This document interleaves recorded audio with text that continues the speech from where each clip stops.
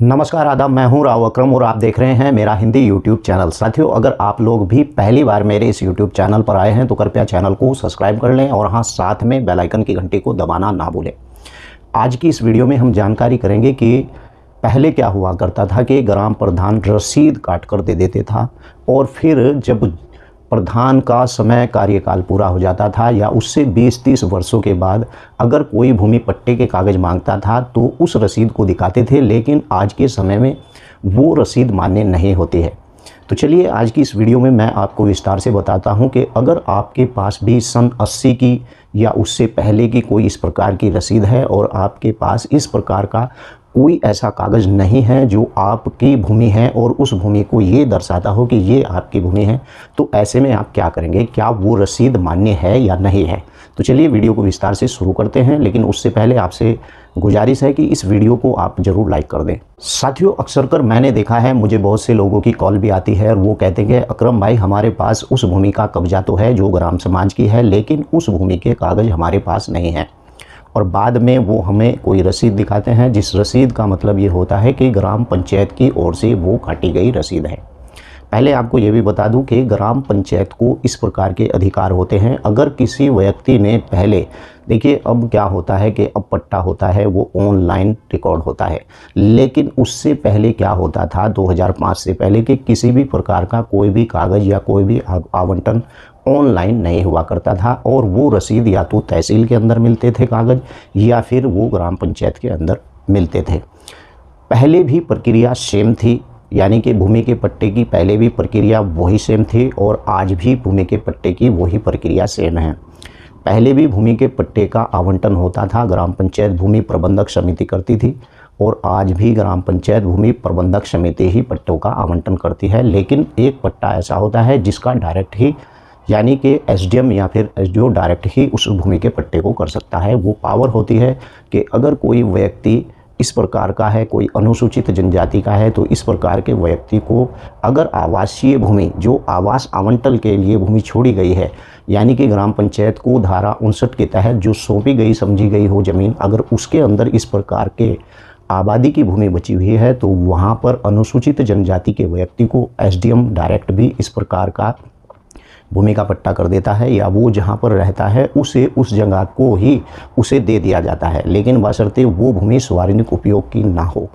और ऐसी भूमि पर अगर वो अनुसूचित जनजाति का व्यक्ति बैठा है कि वो सार्वजनिक उपयोग की भूमि है, तो एसडीएम के यहाँ पर जब वो एप्लीकेशन देगा तो एसडीएम उसे दूसरी भूमि का यानी व्यवस्था कराएगा। मैं आपको बता दूं कि ग्राम पंचायत के अंदर ऐसी बहुत सी ज़मीनें होती हैं जो सार्वजनिक उपयोग के काम में लाई जाती हैं या फिर भूमि के पट्टों के आवंटन। मैंने इससे पहले वीडियो में कई बार बताया है कि भूमि का जो पट्टे का आवंटन होता है, आसामी भूमि के पट्टे का आवंटन यानी असंक्रमणीय भूमि का पट्टे का आवंटन, तालाब का आवंटन, इस प्रकार के आवंटनों के ऊपर मैंने पहले भी वीडियो बनाई है, लेकिन यहाँ पर भी मैं आपको बताता चलता हूँ। अगर आपने ग्राम पंचायत के अंदर इस प्रकार की भूमि के ऊपर कब्जा किया हुआ है कि वो भूमि सार्वजनिक उपयोग की है, तो सार्वजनिक उपयोग की भूमि के ऊपर आपको कभी भी मालिकाना हक नहीं मिलेगा। इस प्रकार से आप बिल्कुल सोच समझ लें और इस बात को आप अपने पल्ले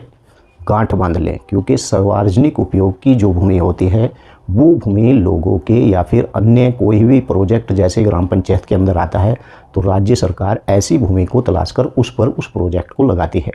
और ग्राम पंचायत के अंदर ऐसी भूमि जिस पर आवासीय बस्ती बसाई जा सके उसका आवंटन यानी वो अलग ही भूमि को छोड़ा जाता है। ऐसा नहीं है कि ग्राम पंचायत की भूमि आपके घर के पास है और वो खाद के गड्ढे हैं या फिर चरागाह की भूमि है या फिर होलिका दहन या इस प्रकार की कोई उपयोग में लाई जाने वाली भूमि है और आप सोचते हैं कि ग्राम समाज की भूमि है, आप उसके ऊपर कब्जा कर अपना मकान बना लेंगे तो आपको वहाँ पर परेशानी उठानी पड़ सकती है। अब बात रसीद की करते हैं। कई बार ऐसा होता है जो पुराने यानी कि जिनके पट्टेदार होते हैं उनके पास ग्राम पंचायत की कोई रसीद होती है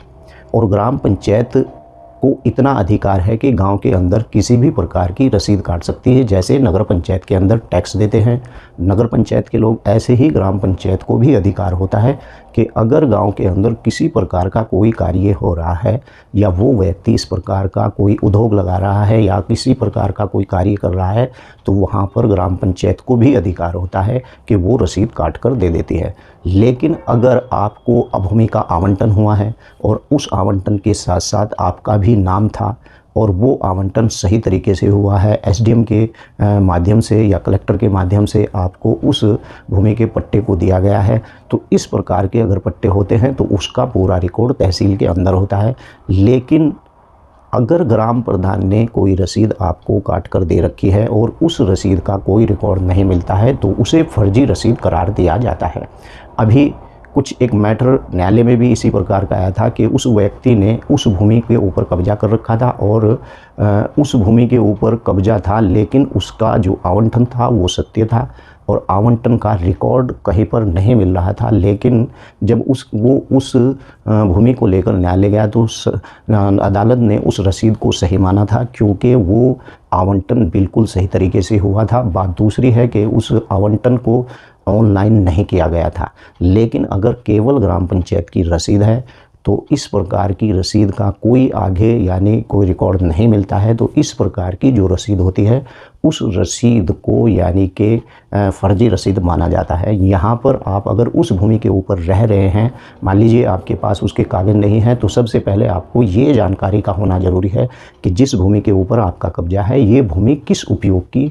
होगी। अगर वो भूमि सार्वजनिक उपयोग की है तो उसके ऊपर आपको दिक्कत आएगी। अगर वो भूमि आबादी की भूमि है तो वहाँ पर आप लिमिटेशन एक्ट के आधार पर यानी कि 30 साल का रिकॉर्ड वहाँ पर आप पेश कर सकते हैं। और यही कारण होता है कि सरकारी ज़मीन पर आपका नाम इसी प्रकार से दर्ज हो सकता है, लेकिन फर्जी रसीद के माध्यम से आपका नाम उस भूमि के ऊपर दर्ज नहीं होगा।